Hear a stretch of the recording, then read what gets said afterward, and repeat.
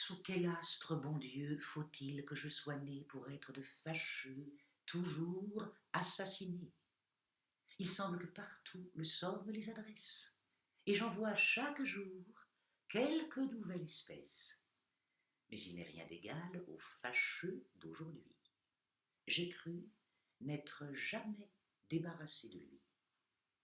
Il faut que de ce pas je te conte l'affaire, car je m'en sens encore tout ému de colère. J'étais donc au théâtre, en humeur d'écouter la pièce qu'à plusieurs j'avais ouï vanter. Les acteurs commençaient, chacun prêtait silence, lorsque d'un air bruyant et plein d'extravagance, un homme à grand canon est entré brusquement en criant « Holà, oh! Un siège! Promptement !» Et de son grand fracas surprenant l'assemblée dans le plus bel endroit à la pièce troublée. Eh mon Dieu, nos Français, si souvent redressés, ne prendront-ils jamais un air de gens sensés, ai-je dit? Et faut-il sur nos défauts extrêmes qu'en théâtre public nous nous jouions nous-mêmes et confirmions ainsi par des éclats de fou ce que chez nos voisins on dit partout de nous? Tandis que là-dessus je haussais les épaules, les acteurs ont voulu continuer leur rôle.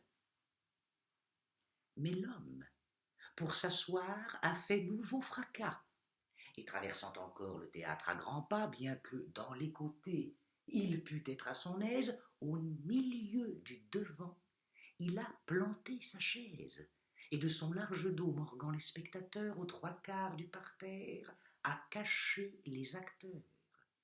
Un bruit s'est élevé, dont un autre eût eu honte, mais lui, ferme et constant, n'en a fait aucun compte, et se serait tenu comme il s'était posé si pour mon infortune il ne m'eût avisé.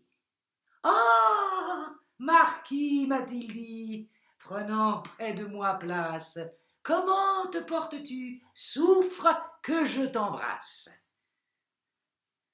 Au visage sur l'heure un rouge m'est monté, que l'on me vit connu d'un pareil éventé. Je l'étais peu pourtant, mais on en voit paraître de ces gens qui de rien veulent fort vous connaître, dont il faut au salut les baisers essuyer, et qui sont familiers jusqu'à vous tutoyer. Il m'a fait à l'envie, sans question frivole, plus haut que les acteurs, élevant ses paroles. Chacun le maudissait, et moi, pour l'arrêter, je serais, ai-je dit, bien aise d'écouter. « Tu n'as point vu ceci, marquis? Ah, Dieu me damne, je le trouve assez drôle. Et je ne suis pas âne, je sais par quelle loi un ouvrage est parfait, et Corneille me vient lire tout ce qu'il fait. »